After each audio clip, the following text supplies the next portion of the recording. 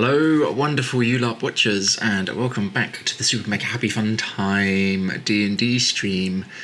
I've got an apology to make, I'm afraid. I'm so sorry, it's been ages since I have uploaded an episode. I currently have 12 episodes to upload, so there's going to probably be one every single day for the next 12 days. That's maths for you right there. We had another major meltdown with the PC, which put me a long way behind, and I've gradually been fixing it, and now we're back up to speed, and we managed to lose an episode. I am so sorry, and it was a very important episode where a ton of things happened in the game as well. Super annoying, but nothing I can do about it now. Hopefully I've sorted it so it's not going to happen again, but we shall see. So I'm going to give you a fun recap of that episode. I know we did say if I did this again there would be finger puppets, but instead I have some wonderful artwork for you to look at instead. So again, I am super sorry that I managed to mess it up, and one of the episodes got corrupted, and it was just after a major battle. So first is some good news. We had some artwork done of that scene, and I can share that with you now, and then I'll go over what happened, and then I'll be uploading an episode hopefully every day, and then we'll catch up with the live show again. Right, let's have a look at some artwork and not listen to me apologising and grovelling badly. I love it so much. So this helps us set the scene of where we left off. The cart next to the tower had exploded on being opened. Gabriel not paying heed to the large message on the back saying "keep out," and on opening it, it exploded with alchemist fire, blowing up part of the tower and sending it tumbling as Constance was pushed into it. As she did, a blue dragon was summoned.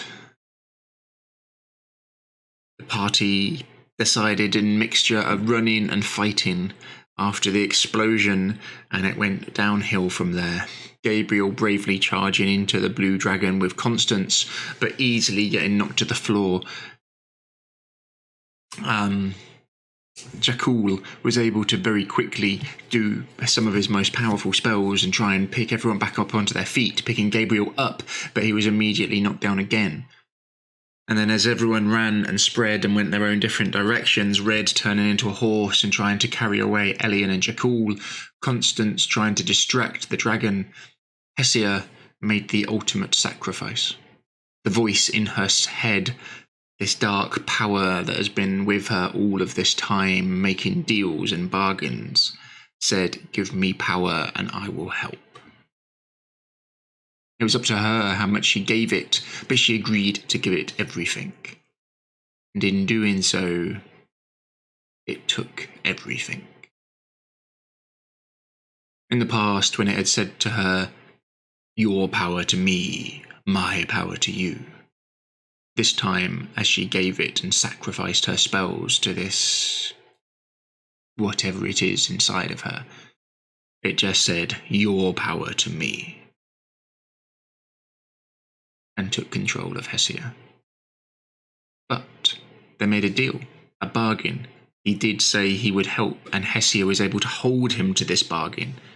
So, transforming before their eyes into some kind of flying monstrosity demon Hessia, it flew down and helped Constance. Sorry, not at first it didn't. The blue dragon flew after Red, who was a horse, Jakul and Elian, who were riding her at the point, and did lightning breath and did a lot of damage, dropping Jakul and Elian in one go. Constance misty stepped back to the door, thinking that if she could open it, maybe that would be the answer, but the frame was broken. She managed to complete the puzzle on the door, opening it, which did help as it tried to draw the dragon back inside to its trap. But ultimately, the dragon was too far from the door and was able to resist it. So the party, or what was left of them, attacked the dragon, and demonic Hessia came in to help, landing one of the final blows, knocking the dragon back into the tower door. From that point, Constance came running over. Gabriel had been bitten clean in half. He had tried his best to use his equilibrium staff to trap the dragon. He managed to get onto its back, but with such little health he had, one bite was enough to drop him completely. Elian unconscious, Jakul unconscious, Red not very well, and Hessia flew off as her new demonic form. Constance had a choice. If she could get to their body within a minute, she could bring one of them back. And she chose Elian. But she didn't have the components or the full spell ready. So trying to bring Elian back to life, there was a consequence to it. Part of Elian's spirit, part of his soul, was trapped in the afterlife, and part of him did not come back with him.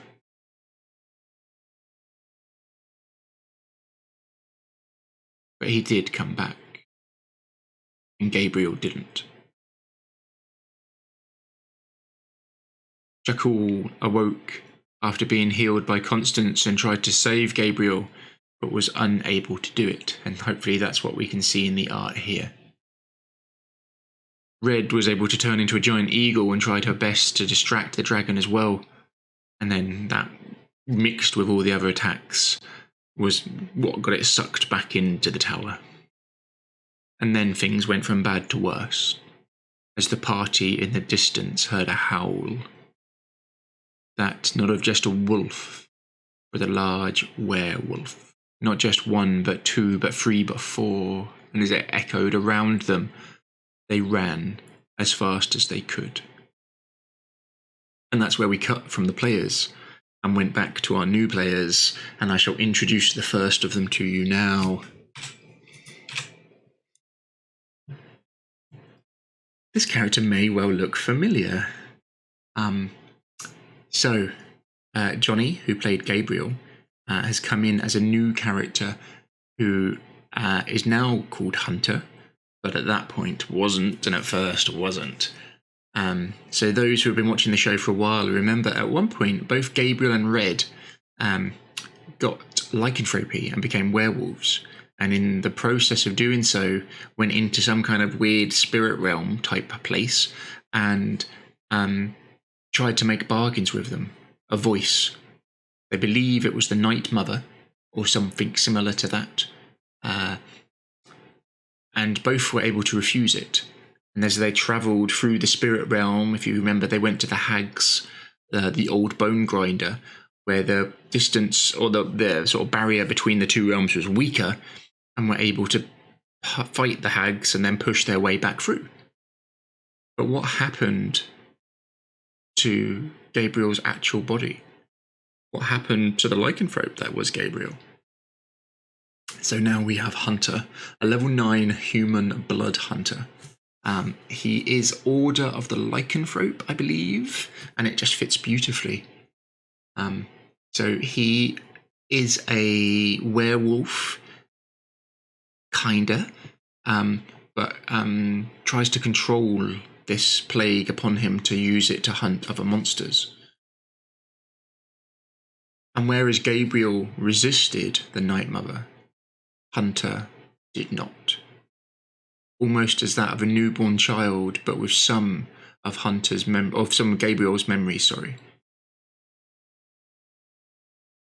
but clearly under the power of the Night Mother. She set him a mission. Strahd has controlled all of the were-creatures within Barovia, and she does not like it anymore. They used to worship and adore her, but now they see him as almost a god. Kill them all, and we'll start a new pack, and you will be its alpha.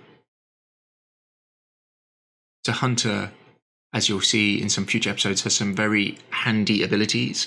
He's a character I like a lot, who's growing as the game goes on. The hunter spent some time with the Night Mother and trained with her, and that's where his powers originate from, and the fact that he is a lycanthrope, but he controls it differently. He was called to the north, to where the party were. As he heard the explosion at the tower, he'd been sneaking round and seeing the group as they ran for their lives, and then he saw what hunted them in the shadows. Toying with them, trying to overtake them, surround them, was half of the pack of werewolves. Hunter was able, as they were about to strike, he intercepted 2 of them, using his own form of lycanthrope to turn into this feral beast and keep them occupied.